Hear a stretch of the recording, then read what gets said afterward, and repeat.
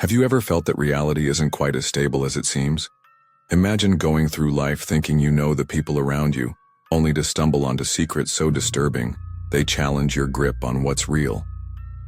In the next few minutes, you'll hear 3 unsettling accounts that rip away the comfortable illusions we rely on every day.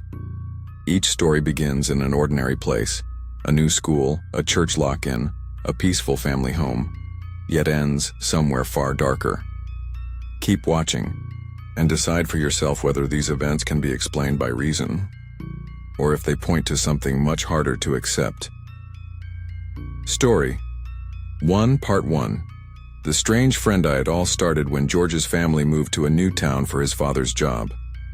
George was in the 4th grade at the time, an outgoing kid who'd never had trouble making friends. As his parents settled into their new place, they felt relieved to see him come home smiling every day, chattering about the people he was meeting. With a bright demeanor and a knack for making everyone laugh, George drew people in like a magnet. When the school organized a casual get-together for parents, George's mom got to meet the families of his classmates. Everyone seemed warm, responsible, and supportive. She went home that night feeling confident George had landed in a good environment. Then one afternoon, the phone rang. It was the principal's office asking for George's parents to come in immediately. No explanation was given, just an ominous statement that it involved a serious incident.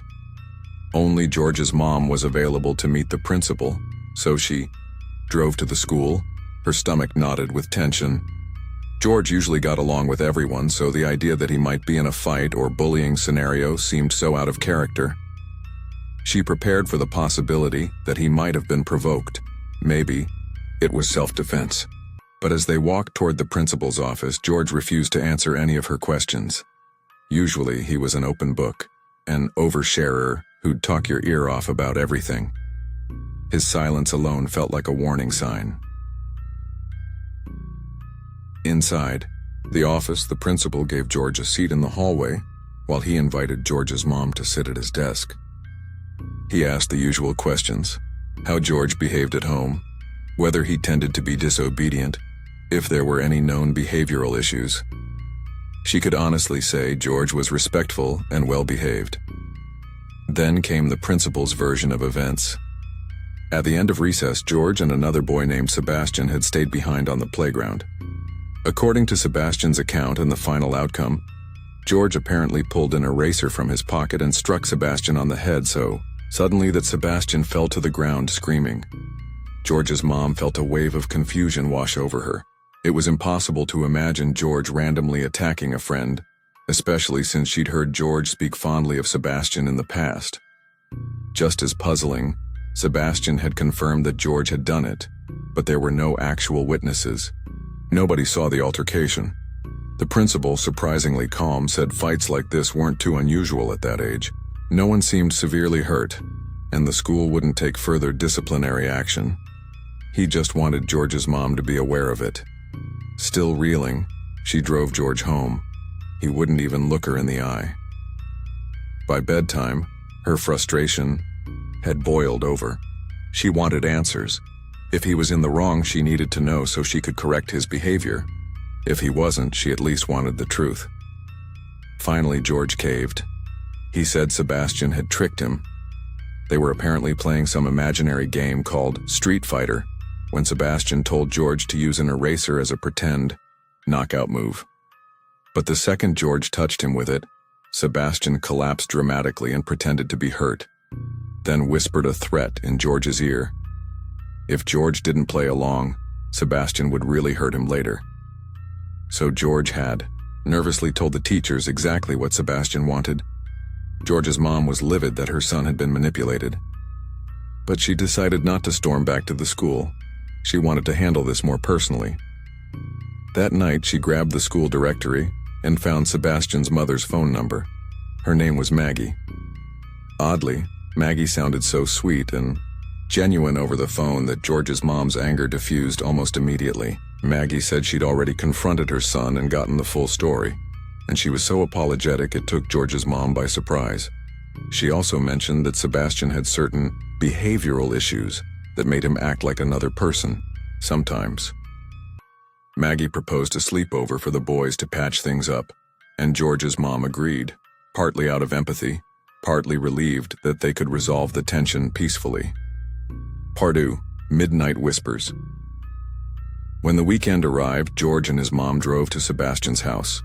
Maggie greeted them warmly, offered George's mom a glass of wine, and seemed every bit the concerned parent. The boys ran off to the basement to play while their mothers talked. At one point, George's mom asked carefully about Sebastian's episodes. Maggie explained he'd been seen by several doctors who suspected he might be grappling with some mild form of a dissociative or personality-based issue. Nothing violent, but definitely concerning. Still, Maggie was confident Sebastian had improved significantly, and George's mom saw no reason to doubt her. The idea was that hosting a sleepover might actually help Sebastian socialize more naturally. Hours later, George's mom headed downstairs to say goodnight. She found the boys playing Battleship, giggling and teasing each other about who would sink the other's fleet. It looked perfectly innocent. With her heart at ease, George's mom went home. Early the next morning, she returned to pick George up. She found him at the front door, fully dressed, forcing a bright smile. But the moment they pulled away in the car, George burst into tears. Huge, shuddering sobs like he'd been holding it in for hours. Through gulps of air, he recounted the most haunting night of his young life. They'd set up 2 air mattresses side by side in the basement. Everything was normal when they went to sleep. But George woke in the middle of the night to a low murmur coming from the bathroom. The door was half open and a strange flickering glow spilled out. Something like candlelight, not the harsh brightness of a regular bulb. At first, George thought Sebastian might be using the phone or messing around. But as he listened more closely, what he heard made his blood run cold. Sebastian was speaking in an eerie whisper, and he was calling himself Mr. Jim. He kept chanting the name like a mantra, as if Mr. Jim was his actual identity. There was no one else there, just Sebastian talking to his own reflection in the mirror. After a minute, the candle went out, plunging the bathroom into darkness. George tried to steady his breathing, convinced Sebastian would come back to bed. Instead, he heard Sebastian's soft footsteps approach, then came whispering, right beside George's air mattress, some strange language that didn't sound like any real words at all. It lasted a few agonizing seconds before Sebastian finally returned to his own bed. By morning, Sebastian acted like nothing had happened. George's mom was horrified. She phoned Maggie immediately, demanding an explanation. At first, Maggie tried to dismiss it. Maybe Sebastian was just talking to himself or reenacting some imaginary fantasy. But when George's mom kept pressing, Maggie's voice trembled. She admitted that a psychiatrist once suspected Sebastian had an actual split personality. They'd moved multiple times already because Sebastian had trouble in different schools. She begged George's mom not to tell the administration, insisting they could handle it privately. Torn between compassion and worry, George's mom hung up, saying she needed time to think. But that Monday, it all came crashing down. The school sent out a vague notice that Sebastian had seriously attacked another student at recess. He was, expelled, and by the end of the day, Maggie's phone was disconnected. When George's mom drove by their house, it was empty. No furniture, no signs of life. It was as though Maggie and Sebastian had never existed. Nobody seemed able to track them down. To this day, George barely remembers the incident. Kids have a remarkable ability to move on. But his mother can't forget that flickering candlelight, the whispered name, and the family that vanished without a trace. Story 2, Part 1, The Mother's Episodes. What if the source of someone's strange behavior isn't another personality, but something that feels far darker? There's a second story about a woman who kept slipping in and out of a reality no one else could see. She lived in a deeply religious Southern Baptist household where the threat of demons was taken very literally. Her daughter, on the other hand, considered the idea of possessions more folklore than fact, until her mother started doing inexplicable things. As the daughter tells it, her mom struggled with addiction and mental health problems that went untreated for years. Sometimes she was functional, almost normal.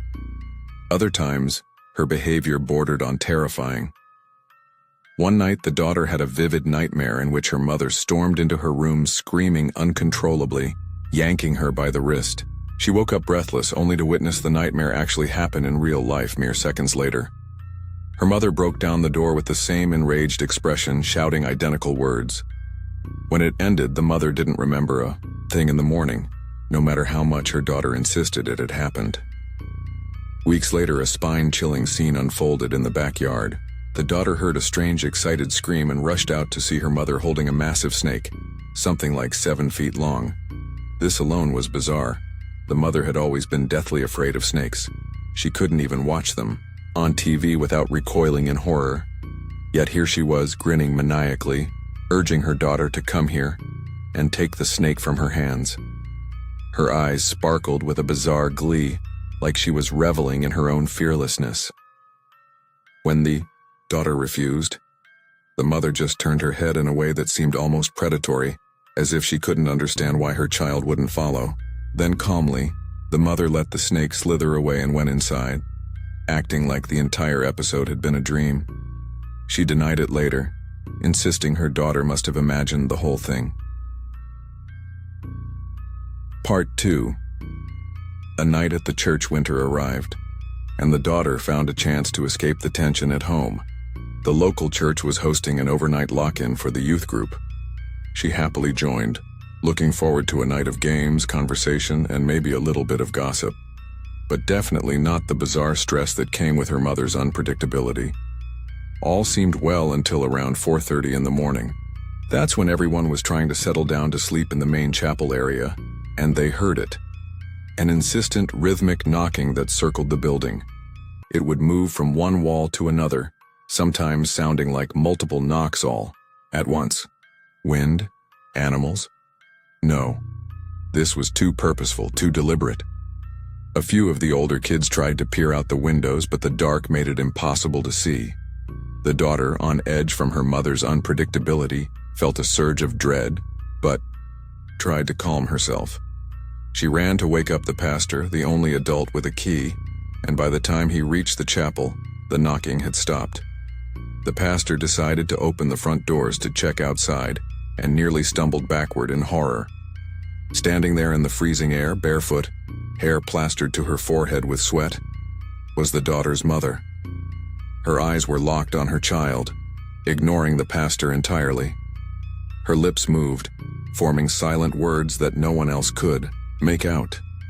The daughter felt pulled forward like she had no choice but to go to her mother. Even the pastor tried to hold her back, whispering, "Stay here," but he seemed just as terrified. Finally, the daughter climbed into the car with her mother. The ride home was dead silent, every second stretched out by uncertainty. Once at the house, the mother stopped in the doorway, staring with an unsettling, almost triumphant expression. The daughter retreated to her bedroom and locked the door, trembling as she listened for movement outside. When morning came, her mother was in a chipper mood, making breakfast and acting as though everything were perfectly normal. She even said she'd been about to go pick her daughter up, like she had no recollection of the night's events. No trace of the barefoot arrival at the church, no memory of the bizarre, repeated knocking. The daughter never forgot that image of her mother, eyes blazing under the moonlight as if possessed. Mental illness, a severe addiction episode, or something else that defies conventional explanation. Decades later, she still can't decide if she witnessed something truly supernatural, or simply the darkest corners of a troubled mind. Story 3, Part 1. Sleepwalking Mysteries. The final story revolves around two brothers who began sleepwalking around the exact same age, doing the exact same creepy routine despite being years apart. Their mother was the kind who never missed a thing, often waking up at the slightest sound. So the first time she found her older son wandering the hallway at night, she thought maybe he was just groggy and heading to the bathroom. But his eyes were open, staring at something invisible, and he kept murmuring incoherently under his breath. She coaxed him back to bed, only to have it happen again and again. He'd stand with his eyes wide open, yet somehow asleep, drifting from room to room in a trance. The strangest behavior emerged a few months into this phase. Their mother woke one night to a quiet but persistent tapping. It wasn't coming from outside. It sounded like it was inside the house. Curious and a little unsettled, she left her bedroom and saw her son pressing his forehead gently against the hallway wall, tapping it in a slow, metronome-like rhythm. Each knock was deliberate and evenly spaced, as if he were counting silently with each tap. Even more disturbing, he seemed to be running his fingertips along the wall, searching for something or someone. When she whispered his name, he didn't react. Finally, she placed a hand on his shoulder. He blinked, turned slowly, and then let her guide him back to bed, never once speaking. In the morning, he had no memory of it. This happened sporadically until, at some point, he outgrew it and never did it again. The memory might have faded into family legend if it weren't for what happened next. Years later, her younger son started showing the same tendency. Again, it began with ordinary sleepwalking, wandering into the living room at odd hours, eyes open yet blank. She told herself it was just a repeat of the same developmental phase, especially since it began around the same age. But when she woke up to that same ominous tapping, every hair on her neck stood on end. She hurried to the hallway and found her younger son in the identical pose, forehead pressed against the exact same patch of wall, tapping with a hauntingly familiar rhythm. That night, she couldn't shake the feeling that the house itself was involved, like something behind the wall was calling to her children. Of course, that felt ridiculous. She told herself that genetics are strange, that children sometimes mimic siblings subconsciously. The younger son, like his brother, eventually stopped sleepwalking. Life moved on. They grew up, graduated, left home for college. Everything seemed perfectly normal, until one day, the mother and father decided to give the home a facelift. Part 2. The Hidden Mirror. Part of their renovation involved stripping old wallpaper. They wanted to brighten the space, paint new colors, maybe install some updated lighting. As they peeled off a large section of paper in the hallway, something reflective caught their eye. At first they assumed it was a weird metallic backing under the wallpaper, but the more they pulled, the clearer it became. It was a mirror. A large antique mirror, firmly embedded into the wall's surface, and meticulously hidden by layers of wallpaper. Why would someone deliberately conceal a mirror rather than just remove it? A deep uneasy feeling crept over the mother. She realized this mirror was exactly where her children had been pressing their foreheads all those nights. Somehow, even through the wallpaper, both boys seemed drawn to that single spot. They couldn't possibly have known a mirror was there. It was sealed away long before they were born.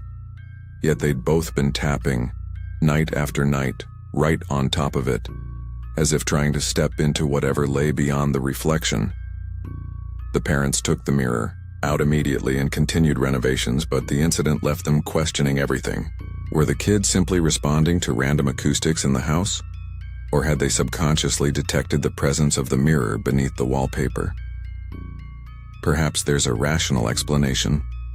Maybe an ancient design quirk of the house, or old pipes that caused heat or sound behind that section of the wall.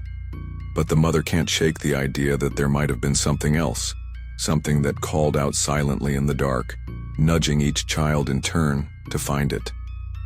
Conclusion. 3 stories. 3 unexplained encounters. A mysterious friend who disappears in the middle of the night, leaving behind whispers of a sinister alter ego. A mother whose reality might be shaped by mental illness, or perhaps by a force more malevolent than anyone wants to imagine. And a hidden mirror that 2 sleepwalking brothers were drawn to years apart, like moths to an unseen flame. Each one raises the question, how many strange events in our lives can we comfortably label as coincidences or misunderstandings before we're forced to consider that reality has edges we haven't explored? Maybe there's a scientific explanation. For every moment that made your heart pound in the night, for every fleeting shadow you caught at the corner of your eye, for every incident that made you think, that shouldn't be possible. Then again, maybe not. These unsettling tales challenge us to remember that the world is full of secrets, some of which we may never fully uncover. And sometimes those secrets hide right under our noses, tucked behind a layer of wallpaper, waiting in a basement at midnight, or lingering in the eyes of someone we've known all our lives. So what do you believe? Could these events be explained by human psychology, by elaborate deception, or are they glimpses of something much stranger? Feel free to share your thoughts or any uncanny experiences you've had. Because in a world this vast, you never really know what's lurking just beyond the glow of the living room lamp, watching, waiting, and occasionally showing itself when you least expect it.